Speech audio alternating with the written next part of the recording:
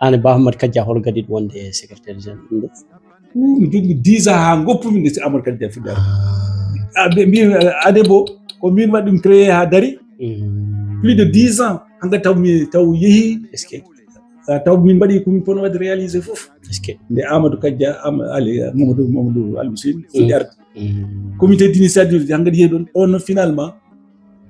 min ƴetti les statuts fewni statut inde nde radde men ko association pour la rénovation de Ɓoki on a dépassé la rénovation ARB on a dépassé ça joni c'est le développement donc c'est une association de développement pour Ɓoki nde tudda association woni ADEBO association de développement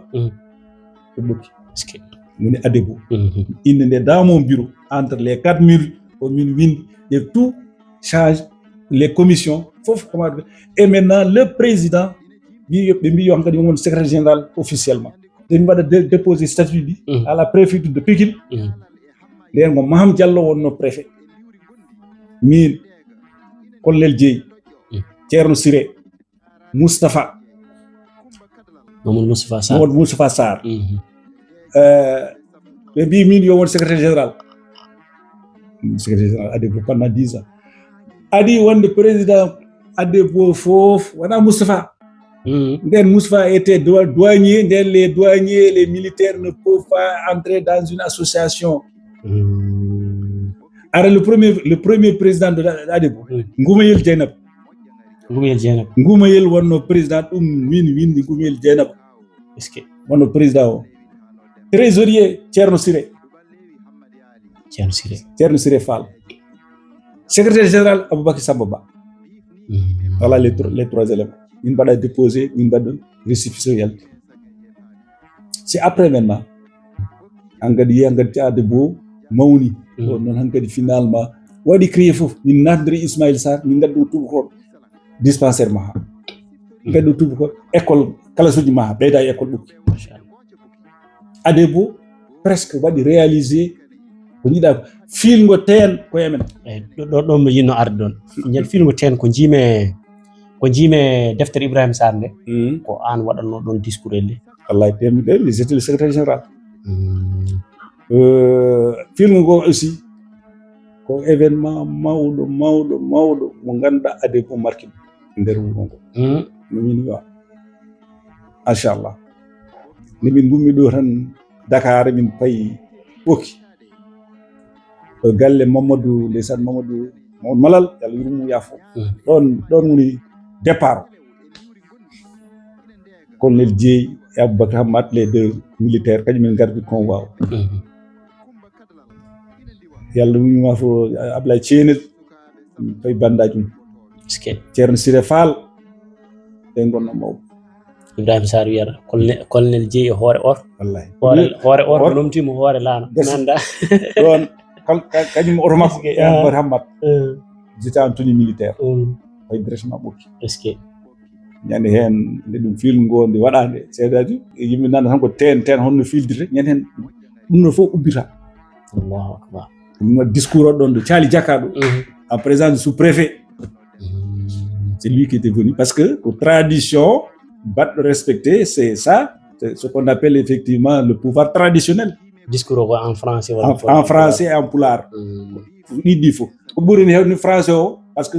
sous-préfet c'est à l'intention sous-préfet jooɗi haali mais ko ɓuri tidde kon e sous-préfet e discours o ko organisation sociale Ɓoki enen so tennifile c'est sur la gérontocratie moni ɓurɗo mawnude fof ko ardoto sukaɓe nde o caggal oɗon tradition noon yimɓe mbaɗa perpétuer ha joni on perpétue cette tradition là c'est la gérontocratie le plus âgé est toujours au devant de la scène pour montrer le chemin pour guider les gens en s'appuyant sur les valeurs traditionnelles c'est ainsi nous allons exhumer ce passé-là pour montrer aux jeunes ce qui existait avant leur naissance et ce que pratiquaient les parents. Donc, monsieur le sous-préfet, voilà effectivement ce pouvoir qui est là. On essaie de ressusciter, de faire revivre ce passé-là pour donner, pour léguer effectivement ce pouvoir-là à nos jeunes et montrer comment le pouvoir est mené. Selon l'organisation sociale de Boki, basée sur Soudou Hamé, Soudou Boubou, Soudou Ndiop. Est-ce que ɗum wonno tan discours am tigiri par rapport à ñan hen finalement min kaali ndeysan sa ɓiɓɓe rewɓe ɓe kañumen nodata gayɓe ɓe enen jogui hen lefu en jogui hen falɓe en jogui hen rôle jeeye ɓe en jogui hen rôle ñan hen ɗum e bamum Abdou Karim ndeysan yalla ɗum yafa aldi hen ɗon ɗo caali jakkaɗo sa yi ñan hen guure ɗe ko ari ko gay nayi ala fokuɗa ñande hen ndeysan on texte on petit papa petit on accident waɗi ɗon Allah e wellama tan ko hunko hayrnaɓe y avait un jeune Allah e weltade ina adduno un pistolet de fabrication artisanale o yiɗi fellude piscine ko waɗate ɗum ɗo o de weltimo ko waɗate film yaɗani ɗum perelaji won fedɗo kanko o ƴetti no fin noon ndisan wole o waɗ ɗum dow wonno ten yane suka o jeune la côté tan hunde jiiɓi non kadi min kam min waɗi hepti pistolet o moftumi ɗum bon Aboubacar Hamad en tant que gendarme mi nawimo gendarme to Demet Safré après mi nawimo ɗum mais finalement on a pu arranger ça kanko ɗum ɗo le pistolet là finalement on a monsieur le maire pour que so tawi gendarmerie janggo jam fari do haalanda ko wono rango e fijirde ko e welama e feer o waɗani pour tuer no o welama tan kadi o andano on tirite bon bref ko ɓuri hen tidde ko film go kam ça a été marqué par Adebo. Ensuite maintenant Adebo est devenu une grande association de développement. Machallah. Yimɓe ɓe gandi ha finalement kanko Mamadou Aliou Seynou o hanga taw Ibrahima Gayen gari ils ont même tenté de faire une réconciliation hakkunde Adebo ARB tout ça là mais après ɓe gandi hakkadi ARB ronki ɗum ɓe garti noon mi rejoindre Adebo e ɗon noon Ibrahima Gaye ari Mamadou Aliou Seynou plus même je crois hay Amadou Ivra Amadou Ablaye mi sigi woni secrétaire général Adebo minen kadi minen pratiquement min jalti hen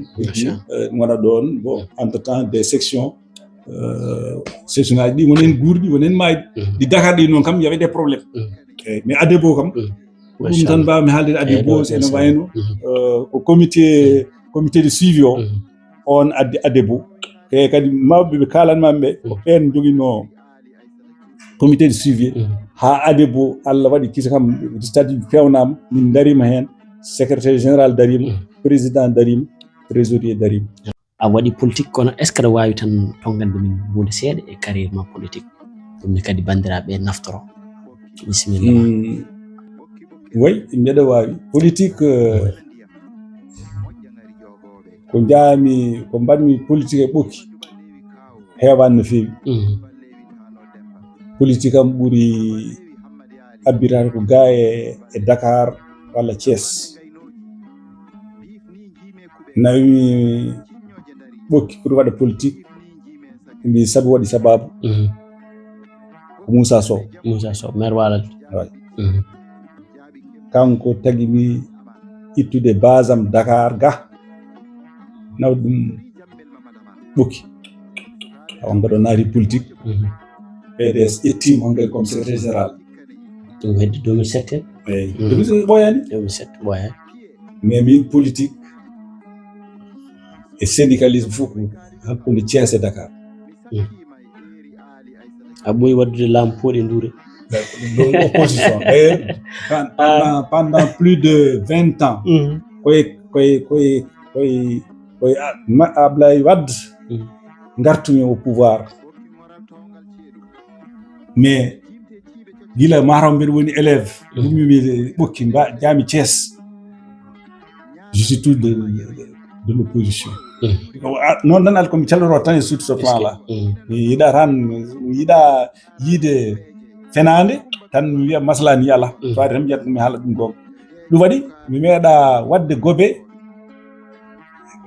le parti socialiste meeɗa UPS PS jamais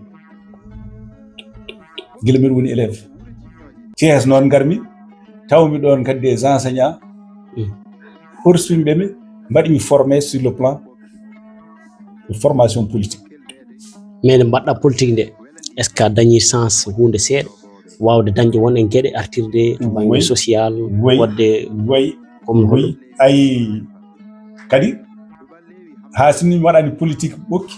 mais mi dañat hunde ga e Dakar mi nawa ɓokki te ko politique tottimi ɗum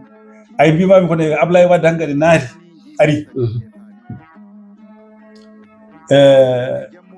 Allah e moƴƴere muɗum wima Thiès Boubacar Sall tagi mi hamin gummi des partis de gauche là mi naati hankkadi parti le parti libéral du PDS min gummimi Dakar non gummimi Thiès garmi Dakar kanko ɗo ari ga e Dakar min tawni ɗum min batti wadde minen wonno fedde ɗo minenen Amadou Hamad Diop en min mbaɗi milité dans le département de Podor mais ga e Dakar min ɗo Amadou Hamad Diop de Demet kamɓe ɓokkinaɓe gandi Amadou Hamad Diop de Demet ko min wonno Malik Aldere ko kañum ko hen wonno e mawno Ablaye Ceerno Ablaye minen gondiɗumen nde e PDS haɗata hankkandi yeehi ha Allah walli kanko ɗo Moussa Sow presque mbeɗa jeeya e adduɓe me PDS mais Moussa o départ quoi wonano PDS Moussa ko AFP wonno ɗenen Moustapha Niass AFP ko Moustapha Niass dendi Moustapha no ko ɗo no kadi e Moustapha Niass de Kaolack la kanko en Ibrahima Gaye en Abdoulaziz Awen fof ko AFP gonno kode min ngara kadi Ablaye Wade woni ngara en 2000 fami Abdou Diouf yeehi Ablaye Wade ari on est tous les cadres taw gana des libéraux ko itteten wi Moussa fait attention nden Moussa était au 4e bureau mbiɗamo dog yo bien sûr ndeno waɗi milité au niveau waɗi un grand meeting chez lui ɗon noon alhamdulillahi rabbil alamin ɗo e Parcelles minen jogino PDS jogino ɗum avec les Mbaye Ndiaye la minen jogino ɗum ha Allah waɗi gouvernement Ablaye Wade ari CDP garabgi wona CDP garabgi de mais naati e nder gouvernement on ministre nommé Ibrahima Fall to CDP garab min wona CDP comme PDS naati ene yilono on conseiller pour son cabinet parce que ala non conseiller technique pour son cabinet il a fait le tour des inspections ministère wim sa yi dan va parce que Omar Ba on wonno mawɗo minen gonduno oui va voir Omar Ba c'est un élément de CDP Grabi ça yi y a un certain Ba un jeune Ba qui est là-bas ça étude ma wonane conseil technique woni an woni min Allahu akbar mbiɗa jooɗi ɗo e jamma tan haw téléphone taw yeehi Oumar Ba sali par ce que ɓura wi ko ene foti yaade retraite so yeehi retraite ala mo yiɗi wadde remplacé ɗon sona min jom wanmo remplacé wi ko kañum tottata o wimin janngo e jaam so tawi en namdama parti men holko fewne nder gouvernement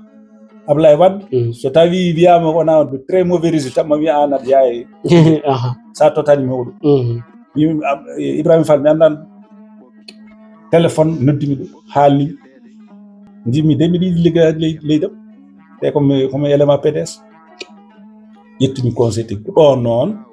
hankkadi alhamdulillahi rabbil alamin mbaydanmi ɗon Moussa Sow ari waɗama nommé secrétaire de PDS au niveau de Podor ɗon garmi ha nder ɓokki min e makko e Amadou Alou Seyni ɗo Thiali Diaka ɗo taw wiyama ko Moussa Sow jogui département Podor ɗon e nder ɓokki devant damal galle min ɗon mbami déclaré mi waɗi transféré base am mbiɗa ɗum ɓokki Allahu akbar nden oɗon no tan so foti cifta artude nden pelmi artude donc ko pewnumi noon e ɗum ɗon ay école ɓokki